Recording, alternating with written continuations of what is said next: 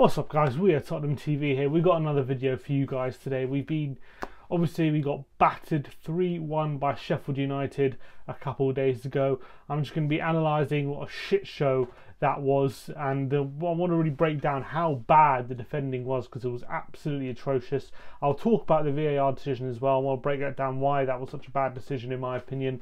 Spurs actually started fairly well. We found ourselves in a number of good positions a number of times. Aurier was getting forward well. A few times Sheffield United were looking like they were stretched. We didn't really create any real goal-threatening chances, but Spurs were the team. If in the opening half an hour, if you would say which team is going to score, it definitely would have been Tottenham. Sheffield United's first attack really and first shot on goal, they scored. George Baldock is in acres of space.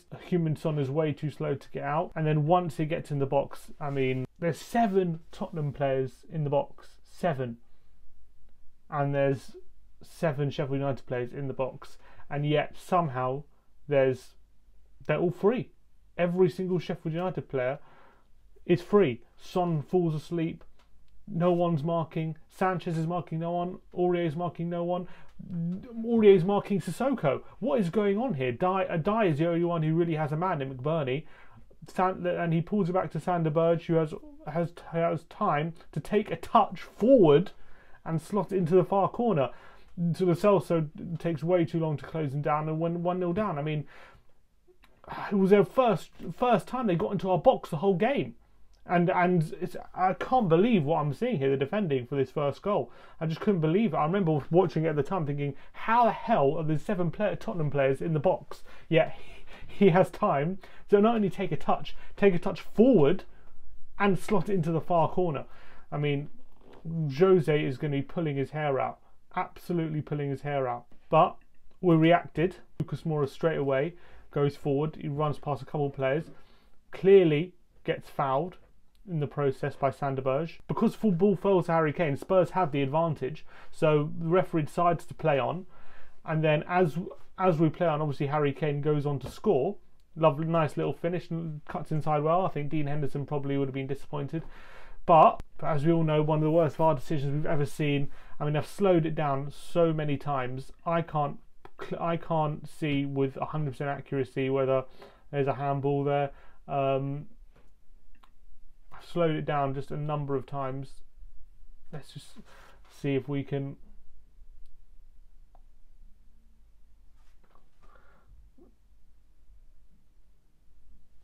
Does he touch the ball maybe with his wrist there? He potentially touches it with his wrist.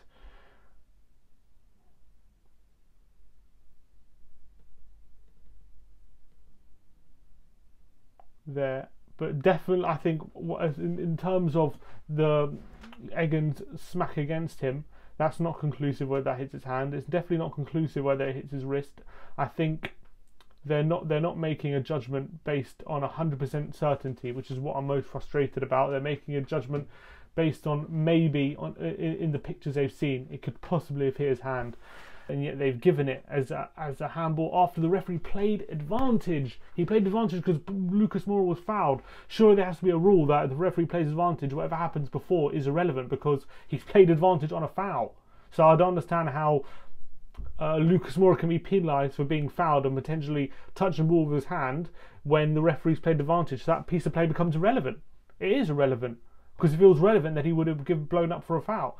So once the referee plays advantage and he decides not to pull it back for that incident, that's it. That incident's gone. After that VAR decision, Tottenham tried even at the end of the first half to press. I remember we had a good chance with Ben Davies at the back post if he potentially gets a shot off, but he decided to cut it back to no avail, and the chance was gone. Lo Celso tried to finish it. We finished the half strongly, but we went into half-time 1-0, I think probably still feeling a bit of injustice. We started the second half and it was just a bit of a shit show from then. I mean, like things like this, Sissoko giving the corner away from the halfway line, which was absolutely one of the most ridiculous things I've seen. But let's just analyse the defending from Spurs in the second half. Sissoko lets Osborne run off him. Sanchez engages. Sissoko is still walking around. Aurier lets Stevens run off him. Dyer lets Moussa go, and Davis absolutely nowhere to be seen. Moussa has to tap in. I mean, it's the most basic defending I've ever seen in my life. I've never seen such woeful defending. I mean, it's just an absolute catalogue of a shit show of errors. I mean, it's just beggars belief. Oh man, it makes my eyes want to bleed. Every single player. I mean, what's Sissoko doing? Aurier completely switches off. And then Eric Dyer doesn't know what to be fair to Eric Dyer, he's marking two men because Sander Berge is also there. But Ben Davis can see Mousse. Davis and Dyer not communicating. No one knows who's picking up Mousse and who's picking up Sander Berge. They both leave both of them because they're both fucking free at the end. And Mousse has a tap in. I mean, shocking. And then the third goal doesn't get much better. So we have two men here, but shouldn't need two men to mark one wing back. Dele Alli, Ben Davis, one of them has lost Sander Berge. Son tries to recover. Sander Berge easily skips past him. No one's closing down the cross. I mean, it's such weak defending from Son. No one's closing down the cross. Sanchez lets McBurney get a run in front of him, and it's another good finish by McBurney. More absolute shambolic defending.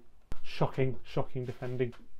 It's just some of the worst you'll see this season. Really, it was that bad. Mourinho will just be punching at the wall. We won't know what to do with that kind of thing, because that is just schoolboy stuff. It's just simple, basic defending, and we are not capable of it at the moment. And we have clearly capable players because they've shown it before. But man, he'll be pulling his hair out. But that's how we got absolutely annihilated by Sheffield United, and it was one of the hardest defeats, probably one of the hardest defeats of the season. It was one of the games where you're thinking, Tottenham have a chance here, Sheffield United in bad form, we've just on the back of a win. If we can close the gap on the teams above us, maybe there's a slight opening, because the teams above us also dropping points, but no, it's all over. The Champions League's gone now. We've only got Europa League to play for. We've got obviously Everton on Monday. We'll see how that game goes, but pretty depressing stuff from Tottenham. Mourinho said in his press conference today, it's not the end of the world if we finish outside the top six. It might it might mean that Tottenham reevaluate where we are, where the squad is, and how much investment we need. And I hope that's true, but something tells me that it just means we're going to have less money, and it's going to be even harder next season. So let's see how it goes. But anyway, let me know in the comments below what you thought of the game against Sheffield United, how bad it was. Let me know if you're looking forward to the Everton game. Like and subscribe and comment below, and as always, come on you Spurs.